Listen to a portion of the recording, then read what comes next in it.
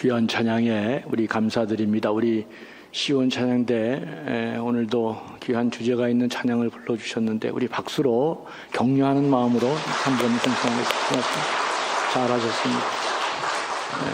귀한 찬양에 감사드립니다. 오늘부터 느헤미야서를 몇 주간 읽겠습니다. 느헤미야서를 읽는 가운데 개인이든 가정이든 일터든 우리 공동체든 무너져 내린 것들을 다시 세울 수 있는 하나님의 특별한 은혜가 우리 모두 또 우리 공동체 안에 넘치기를 간절히 소망하면서 오늘부터 느헤미야서를 함께 같이 읽겠습니다. 언제나 그렇듯이 무언가 새롭게 일을 세우는 일은 쉬운 일이 아닙니다. 이게 비즈니스 창업하시는 분들을 제가 여러 번 보는데 한평생 다니던 직장을 명예퇴직하거나 조기 은퇴하시고 그 귀하게 모아놓은 퇴직금을 가지고 이 스몰 비즈니스를 이제 운영을 시작하다가 그 퇴직금마저도 다 날려버리고 망연자실하는 분들을 제가 많이 알고 있습니다. 다 이게 무슨 얘기입니까? 이렇게 새롭게 시작하는 일이 굉장히 어렵고 힘들다는 것을 말해주는 내용들입니다. 새롭게 창업하는 이 비즈니스 일도 어렵지만 시작한 이 비즈니스를 정상적인 궤도에 올려놓는 일은 더더욱 어려운 일일 것입니다. 교회도 마찬가지입니다. 제가 신앙생활하면서 한 80년대까지는 교회 간판을 걸고 열심히 기도하고 목회를 전념하면은 이 교회가 부흥하고 잘 되던 시절이 있었습니다. 한 건물 안에 교회가 두세 개 간판이 걸려도 다 이렇게 잘 되고 그런 시절이 있었습니다. 그러나 지금은 여러분이 알다시피 있는 교회 자체 유지하는 것도 너무 어려운 형편입니다. 더욱이 지금은 새롭게 교회를 시작해서 성장시키는 거 이거 거의 진짜 불가능할 정도로 느껴질 정도로 매우 어렵습니다. 고집 있는 제 선배 하나가 있습니다. 학교도 귀한 학교를 나왔고 아주 실력도 대단한 분인데 지금 10년이 넘도록 그렇게 개척해서 목회를 하는데 지금도 세뇌 과정을 넘어가지 못하고 너무너무 힘들어하면서 좌절하고 그렇게 고통 속에 탄식하고 있습니다. 그런데 이 세우는 것보다 더 어려운 것이 이미 무너져 내린 것을 다시 일으켜 세우는 것입니다. 그러니까 무너진 공동체, 무너진 가정, 무너진 내 일터를 다시 세우는 일은 절대로 쉬운 일이 아닙니다. 왜냐하면 다 안 된다고 생각하기 때문에 더더욱 어렵습니다. 뭘 해도 안 된다고 생각하기 때문에 일이 몇 배나 어렵습니다. 코로나 이후 한국 교회는 정도의 차이는 좀 있겠지만 좀 큰 교회는 40%, 적은 교회는 한 20%, 전부 다 한 30% 이상의 교회가 데미지를 입었습니다. 교회 출석 인원도 그렇고 헌금도 그렇고 교회 여러 가지 모든 활동도 그렇습니다. 더 문제는 코로나 이후에 교회가 출석 교인이 늘지 않고 자꾸 쇠퇴하고 있다는 것입니다. 학자들에 의하면 분위기가 이미 기울어진 교회를 다시 일으켜 세우는 것은 그 일에 성공하는 교회는 10%도 안 된다. 이게 통계적으로 나와 있습니다. 그러니까 100교회가 그렇게 다시 무너진 교회를 시작하면 10교회도 일어서지 못하는 너무나 어려운 그런 현실입니다. 이런 것들 보면 교회 분위기가 이렇게 무너지지 않도록 기울어지지 않도록 최선을 다하는 게 중요하겠구나. 한번 교회가 추세가 꺾이고 분위기가 기울어지면 회복하는 일은 보통 어려운 일이 아니겠구나 하는 생각을 제가 갖게 됐습니다.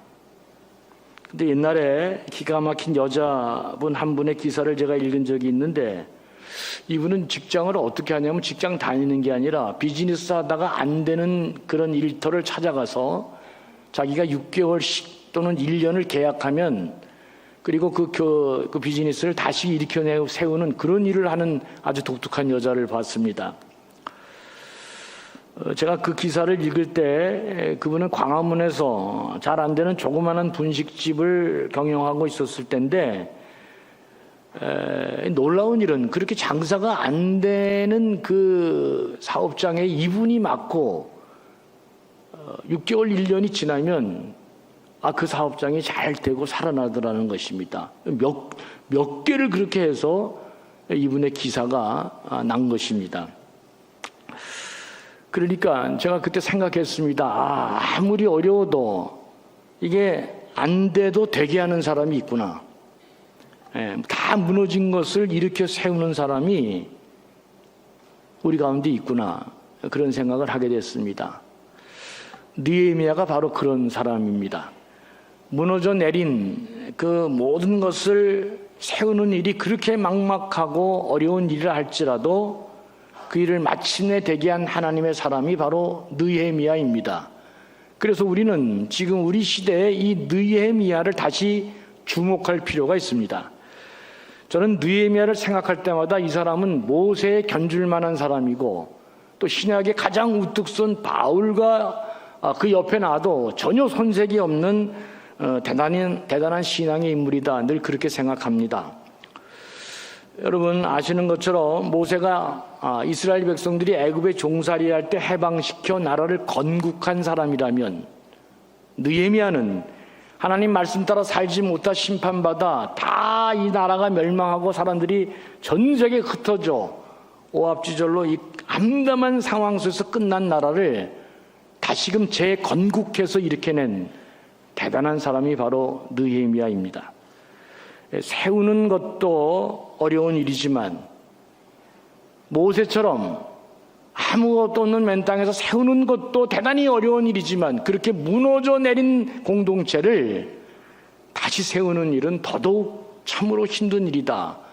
그런 관점에서 볼 때 느헤미야는 반드시 오늘 우리 시대에 다시금 재조명하고 주목해야 될 그런 사람이다. 그런 생각이 들었습니다. 느헤미야를 생각하면 지금 내 현실이 참으로 막막하다, 길이 없구나, 이렇게 생각하는 사람이 몇 주 느헤미야를 같이 읽으면서 신앙적인 측면에서 또 정신적인 측면에서 내가 아무리 어려운 고난과 난관이 있다 할지라도 그것을 넘어설 수 있겠다, 이런 신앙 통찰력을 얻는 시간이 됐으면 참 좋겠습니다. 느헤미야는 페르시아 이민자의 후손이었습니다. 아시는 것처럼 587년 BC 587년 이스라엘의 남은 유다마저도 바벨론에 의해서 완전히 멸망당하잖아요. 그 후에 세계 판도는 페르시아라고 하는 파사라고 우리 성경에 되어 있죠. 이 페르시아라고 하는 나라가, 이 제국이 다시금 세계를 제패하는 나라가 됐습니다. 그때 강주 이주됐던 후손 가운데 한 사람이 바로 느헤미야였습니다. 근데 이 느헤미야는 페르시아 정권 하에 그 나라에 살면서도 출세했던 아주 독특한 인물입니다. 아닥사스라라고 하는 페르시아 황제 때 왕들의 겨울 휴양지였던 수상궁에서 왕의 술을 담당하는 관리였다. 성경이 오늘 그렇게 그를 소개하고 있습니다.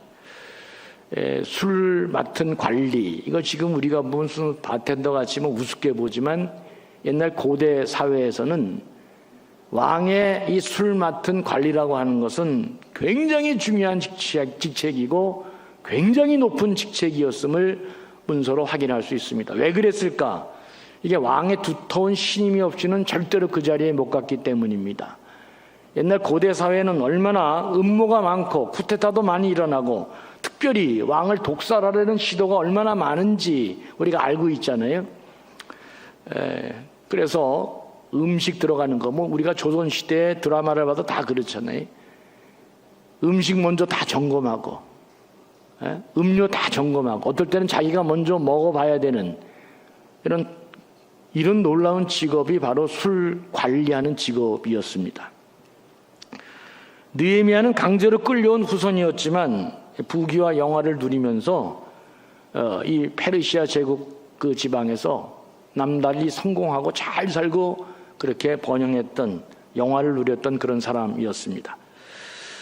자신의 안일한 생각을, 자신의 생각만 했다면 그가 이런 성경에 나와 있는 사람이 되지 못했을 것입니다.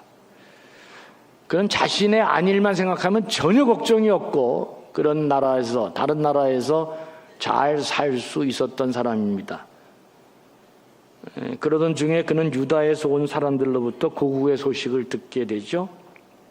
사로잡힘을 면했던, 그래서 고국에 남아있던 사람들이 얼마나 많은 큰 환난을 당하고 어려움을 당하는지, 이스라엘 모든 성은 다 회파되어지고 성문은 불탔다, 이 처참한 슬픈 절망적인 이야기를 페르시아에서 듣게 됐습니다. 그때 느헤미야는 이 이야기를 듣고 며칠을 울고 또 울었다, 그렇게 느헤미야를 여는 첫 1장이 느헤미야를 그렇게 설명해 주고 있습니다. 우리 그리스도인들은 어떻게 살아야 될 것인가? 저는 이 느헤미야서를 다시 묵상하면서 확실히 저와 느헤미야는 다르구나, 이 다른 것이 바로 엄청난 차이를 만들어내는구나, 그 생각을 하게 했습니다. 느헤미야는 대단한 사람이라고 하는 것은 이 비참한 소식을 들었을 때 누구나 슬퍼하지 않는 사람은 없겠지만, 그는 이 아픔을 단지 한순간의 아픔으로 생각하지 않고 수일 동안 밥을 먹지 못하고 울고 또 울었다, 그렇게 성경이 느헤미야를 소개해 주고 있습니다.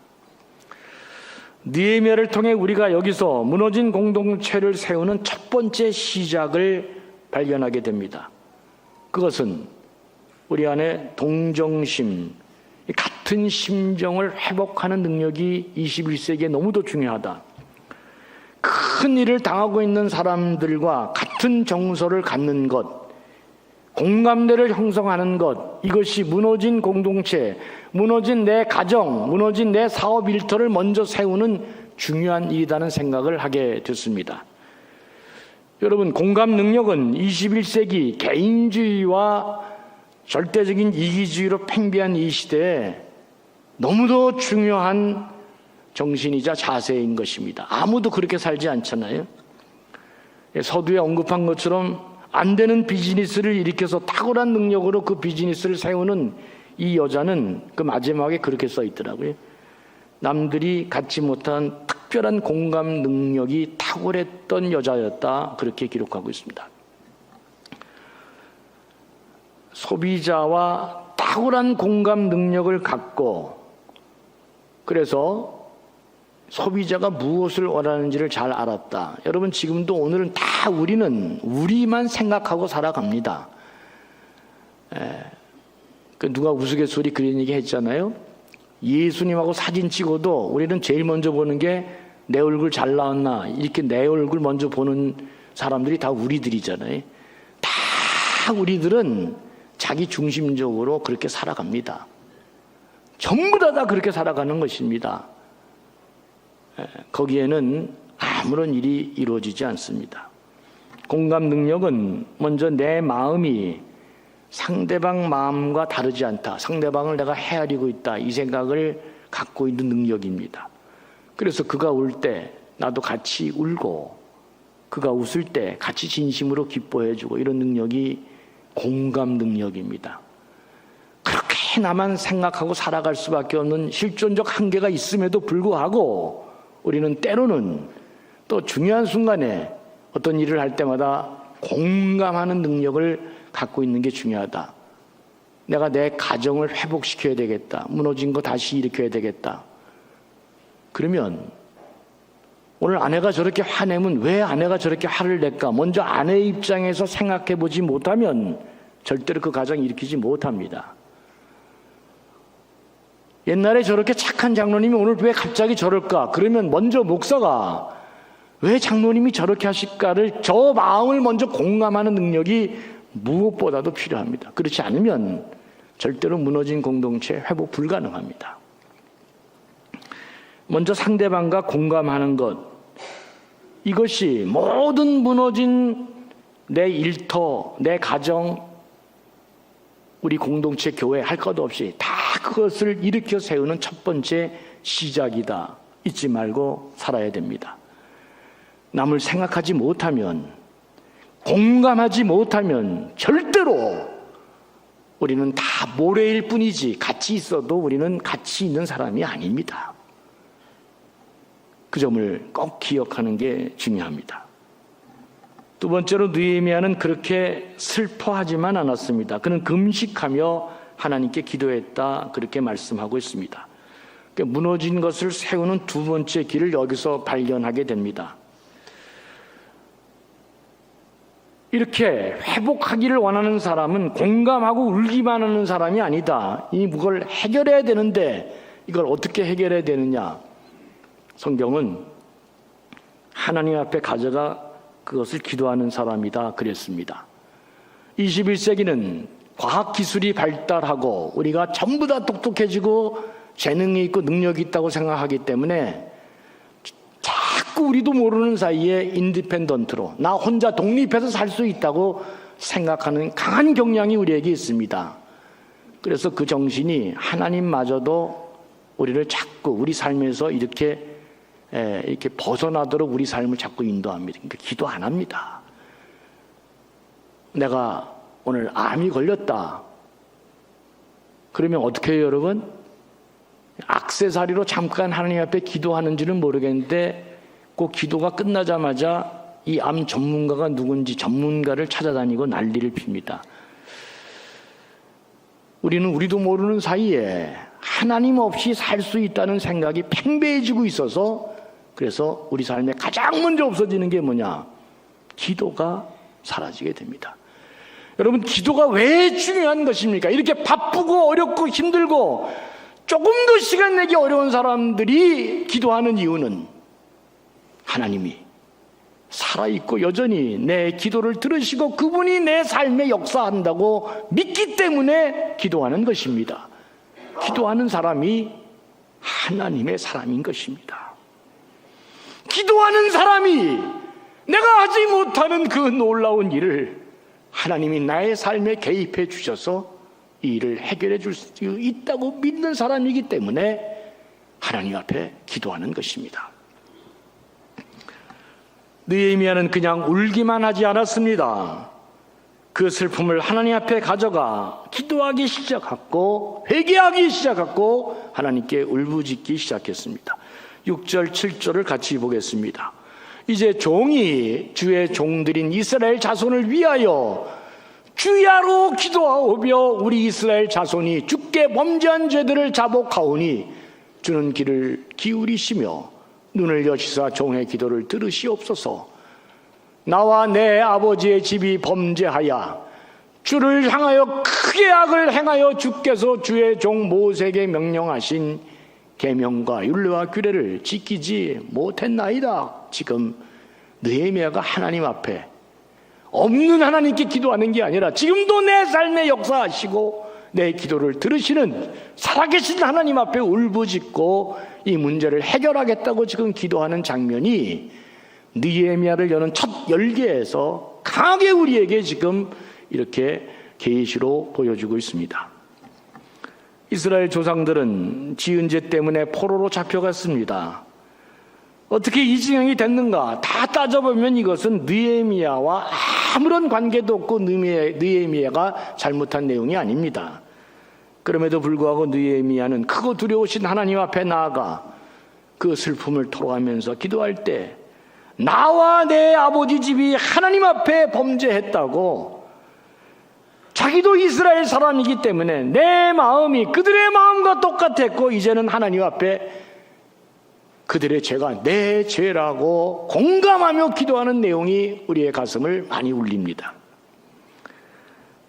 이스라엘에 남아있는 사람들 그 아픔을 생각하며 마음으로 하나 됐던 느헤미야가 이제는 그들의 죄가 자기의 죄라고 고백하면서 하나님 앞에 공감이 되는 자기의 죄의 회개의 기도를 그가 하고 있다는 장면이 너무나 놀랍습니다. 그러니까 처음에는 공감 능력이 중요하고 두 번째는 공감 어린 기도. 제가 요새 하나님이 잘해 주실 것 같다는 생각을 자꾸 하게 되는 것은 우리 교회가 중보 기도가 살아나고 있기 때문에 그렇습니다. 얼마나 뜨겁게 기도를 하는지. 그래서 교회가 지금 모든 부목사님들뿐만 아니고 다 기도가 지금 살아나고 하나님께서 역사해 주실 것을 자꾸 이렇게 제가 기대하게 됩니다. 공동체적인 기도가 중요합니다. 왜 공동체적인 기도가 중요합니까? 그의 아픔이, 그의 어려움이, 그의 죄악이 내 아픔이요, 내 죄악이요, 내 고통이라고 함께 공유하면서 기도하기 때문에 하나님께서 역사하는 힘이 크게 작동하게 되기 때문에 그렇습니다. 고든이라는 신학자가 이렇게 말했습니다. 기도한 다음에는 기도한 것보다 더 큰 일을 할 수 있다. 그러나 기도하기까지는 결코 기도하는 일보다 더 큰 일을 할 수 없다. 뭐 이렇게 복잡하게 얘기했어요. 무슨 말입니까? 기도하면 하나님이 내 삶에 역사한다. 그래서 내가 기도한 내용보다 더 큰 내용을 하나님이 만들어 가신다. 그러나 기도하기 전까지는 내가 먼저 기도해야 되겠다. 요 일보다도 더 큰 일은 아무것도 일어나지 않는다. 이렇게 통찰했습니다.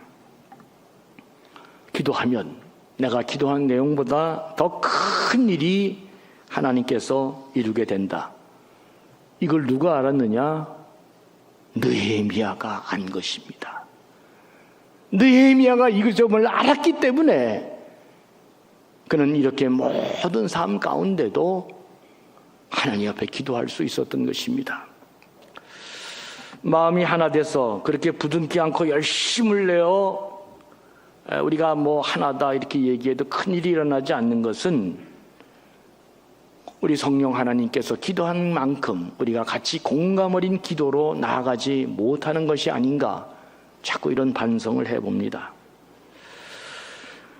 무너진 것을 세우려고 노력하는 사람들은 그것이 가정이 되었던, 교회가 되었던, 사업이 되었던, 국가가 되었던 제일 먼저 해야 될 것, 하나님 앞에 간절한 마음으로 공감하며 기도하는 이 프로세스가 대단히 중요하다 하는 사실을 잊지 말아야 됩니다. 좀 뭐 이뤄놨고 내가 대단해서 잘 될 수 있다. 여러분, 그래서 자꾸 하나님 멀어지시면 우리는 창세기 초장부터 알고 있습니다. 에덴 동산이라는 부귀영화가 넘치는 그런 모든 환경 가운데도 하나님이 떠나시면 그 에덴 동산은 이미 멸망의 공동체, 죄악의 그런 환경, 다 죽을 수밖에 없는 환경으로 변한다는 사실을 꼭 기억해야 됩니다. 잘 될수록 하나님 앞에 간절한 마음으로 기도하는 것이 우리 삶을 인도하시는 하나님의 역사를 경험하는 순간이 될 것입니다. 크고 두려운 하나님 앞에 기도했을 때, 이제 뒤에 가서 보겠지만 느헤미야는 자신의 힘으로는 절대 경험할 수 없는 대단한 일을 이제 경험하게 됩니다. 세 번째로, 하나님 앞에 나아가 기도할 때 반드시 어떻게 되느냐? 약속을 붙들고 나가서 기도해야 된다. 첫째는 공감하는 것이고, 둘째는 그 마음으로 함께 공감하고 기도하는 것이고, 마지막은 약속을 붙들고 하나님 앞에 기도하는 것입니다. 약속을 붙드는 게 참 중요합니다. 5절, 8절, 9절 같이 보겠습니다. 하늘의 하나님 여호와, 크고 두려우신 하나님이여, 주를 사랑하고 주의 계명을 지키는 자에게 언약을 지키시며 긍휼을 베푸시는 주여 간구하나이다. 옛적에 주께서 주의 종 모세에게 명령하여 이르시되, 만일 너희가 범죄하면 내가 너희를 여러 나라 가운데 흩을 것이다. 그러나 만일 내게로 돌아와 내 계명을 지켜 행하면 너희 쫓긴 자가 하늘 끝에 있을지라도 내가 거기서부터 그들을 모아 내 이름을 두려고 택한 곳에 돌아오게 하리라 하신 말씀을 이제 청하건대 기억하옵소서. 느헤미야가 그렇게 기도합니다. 하나님 주신 약속 말씀 지키지 못해 나라가 이렇게 망했습니다. 그러나 하나님, 다시금 돌아와 회개하고 하나님 말씀 붙들고 나아갈 때 우리가 다 전 세계 땅끝까지 흩어져 있다 할지라도 하나님 다시 이곳으로 모아주시고 회복시켜 주신다고 약속하지 않으셨습니까? 느헤미야는 그렇게 지금 하나님의 약속을 붙들고 기도합니다. 제가 자랄 때만 해도 그때 하도 어려운 시절이라 아이들이 머리를 많이 썼습니다. 어떤 아이들은 한 달 한 반 정도부터, 적어도 저도 한 2주 전에는 그렇게 했습니다. 달력에다가 동그라미 확 쳐놓고 내 생일, 엄마 아빠 잊지 말라고, 그 생일. 우리 아들이 하도 자전거를 타고 싶어 했는데 내가 그랬어요. 못 모르고. 너 요번에 A 학점 맞으면 아빠가 자전거 사주겠다. 그랬더니 이 아이가 그 자전거를 그렇게 타고 싶었는지 독하게 마음 먹고 진짜 A를 맞았더라고요. 저는 그런 얘기 한 적이 기억도 안 나는데, 얘는 아빠 자전거 사주세요 딱 그렇게 나오는데, 내가 이렇게 얘기하려는데 우리 아내가 당신이 얘기했다고. 그래서 어떻게 해요? 그날 사줬습니다. 꼼짝없이. 그 아이가 어릴수록 더 지켜야 돼요? 안 지켜야 돼요? 안 지키면 집안 풍파가 끝나는 것입니다. 그렇죠? 지금 내가 이런 그냥 재미난 얘기를 하는 것은 느헤미야가 그랬다 이겁니다. 그러니까 원리를 처음 이제 다른 기술적인 것들은 나중에 또 하겠지만, 원리가 뭐냐? 이 일은 내가 할 수 있는 일이 아니다. 하나님이 개입해 주셔야 되는데, 하나님 만일 우리가 이렇게 약속을 붙들고 회개하고 다시 나오면 하나님께서 내 이름을 두고 택한 곳으로 우리를 다시 회복시켜 주시고 일으켜 주시겠다고 약속하지 않았습니까? 하나님이 이렇게 말씀하셨는데, 하늘 끝에서라도 그 백성들을 모아 나 있는 곳에 있게 해주신다고 약속하신 하나님, 느헤미야는 그 약속을 붙들고 하나님께 간절히 기도했다, 그런 말입니다. 참으로 가슴 답답하고 막막하고 며칠을 앉아 음식을 끊고 울 수밖에 없던 어려운 상황에 있던 느헤미야는 그 아픔을 공감하고 하나님 약속 붙잡고 크고 두려우신 하나님 앞에 나아가 간구했다. 이게 느헤미야 1장을 열면서 무너진 것을 회복하는 사람들이 갖춰야 될 가장 기본적인 원리를 우리에게 가르쳐주고 있습니다. 여러분, 무너진 것을 다시 세우는 일은 몇 배 힘들다 그랬습니다. 이것은 어떻게 보면 내 힘으로 하는 게 아니라 누가? 하나님이 간섭해 주시고 하나님이 도와주시고 하나님이 일으켜 주셔야 우리의 닫힌 문이 열리고 묶이고 매인 것들이 풀어진다고 하는 사실을 아마도 느헤미야서 1장이 우리에게 그렇게 웅변하고 있는 것이 아닌가, 저는 그런 생각이 들었습니다. 사방 길이 보이지 않을 때, 어디서부터 문제를 해결해야 될지, 어디다 손을 대고 시작해야 될지 막막할 때 하나님 약속 붙들고 하나님 앞에 나아가 기도하는 것이 문제의 시작이다.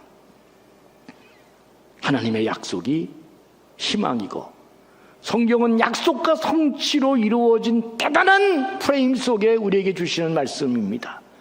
하나님의 약속을 붙들고 가는 자는 반드시 그 성취의 기쁨을 맛보게 될 것입니다. 그래서 하나님의 약속이 우리의 희망이고, 하나님의 약속 붙잡고 사는 것이 살 길임을 잊지 말라고, 하나님 앞에 나아가 그 약속을 붙들고 기도하면 반드시 하나님이 내 삶에 개입해 주셔서 우리 무너진 것들을 다시 일으켜 세워주신다. 이게 느헤미야 1장이 총론적으로 우리에게 먼저 보여주시는 하나님의 위대한 계시의 말씀이다. 잊지 마시고 앞으로 느헤미야를 계속 읽으면서 무너진 것들을 어떻게 회복해야 될 것인지 하나님이 주시는 말씀 가운데 위대한 통찰을 갖고 여러분들도 다 무너진 것을 회복하는 복된 분들 되시기를 주의 이름으로 간절히 축원합니다. 긍휼이 풍성하신 아버지 하나님, 참으로 막막한 상황에서 어떻게 해야 할지 갈 바를 모를 때 크고 두려우신 하나님 앞에 슬픔을 가지고 약속의 말씀 붙들고 나아갔던 느헤미야처럼 마침내 예루살렘 성을 수축하고 예루살렘 공동체를 회복했던 것처럼 우리 마음에 간절한 소원을 두고 오늘도 하나님 앞에 나온 것, 하나님 그 소원 다시 회복되어지는 놀라운 축복 있게 해 주시옵소서. 느헤미야에게 배우게 하여 주시고 부디 느헤미야의 하나님이 오늘 21세기 나의 하나님으로 경험되어질 수 있도록 주여 간절한 마음으로 나아갈 때 우리에게도 그런 은혜의 축복을 허락해 주시옵소서. 감사하며 예수님의 이름으로 간절히 기도하옵나이다. 아멘.